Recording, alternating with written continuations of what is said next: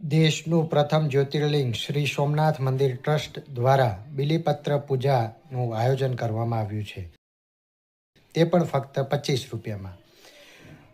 આપ આ QR scan કરીને આપ આ સેવામાં ભાગ લો છો તો આપને સોમનાથ દાદાને અર્પણ કરેલું બીલી, રુદ્રાક્ષ અને કંકુ ચોખા આપના સરનામા ઉપર પ્રસાદીના રૂપે મોકલવામાં આવશે.